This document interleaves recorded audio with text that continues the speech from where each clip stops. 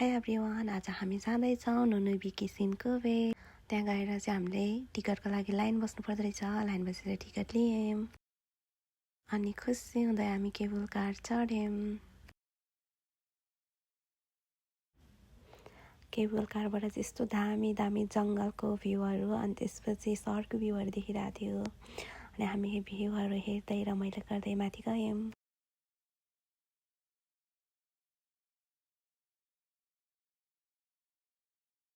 अनि केबल कारबाट झर्निसकेपछि चाहिँ यस्तो दामी दामी फुलहरूको गार्डन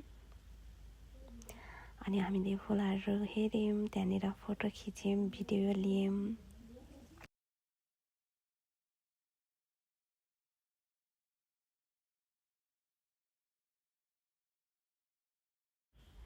आस्था चाहिँ हाम्रो ग्रुपको प्रिन्सेस हो। अनि त्यसपछि चाहिँ यस्तो बच्चाहरूले खेल्ने ठाउँ रहेछ, तर ठुलो मान्छे नै बसेको भएर मैले चाहिँ आफ्नो बच्चालाई हरकत देखाइहालेँ। अनि यो भ्यू पनि यस्तो राम्रो थियो। अहिले तल बिचमा पुगेपछिको यो भ्यू, यो चाहिँ सबैभन्दा हाम्रो बेस्ट ठाउँ है, यस्तो दामी थियो। अनि यो पनि बेस्टै हो। अनि हिँड्दा हाम्रो हालत चाहिँ यस्तो भइसक्यो। अनि मेरो लागि चाहिँ सबैभन्दा बेस्ट भन्दा नि बेस्ट ठाउँ हो यो झरना चाहिँ।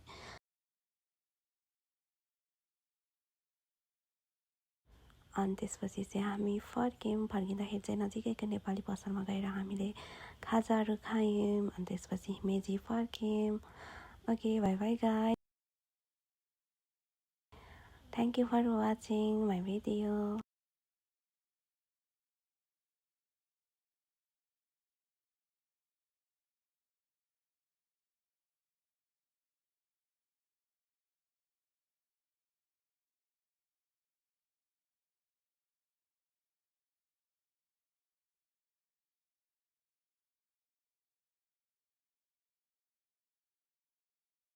अनि त्यसपछि चाहिँ हाम्रो फर्किने टाइम भयो। अनि फर्किने टाइममा चाहिँ हामीले नजिकैको लुम्बिनी नेपाली पसल रहेछ, अनि त्यहाँ गएर चाहिँ हामीले खाजा खायौँ।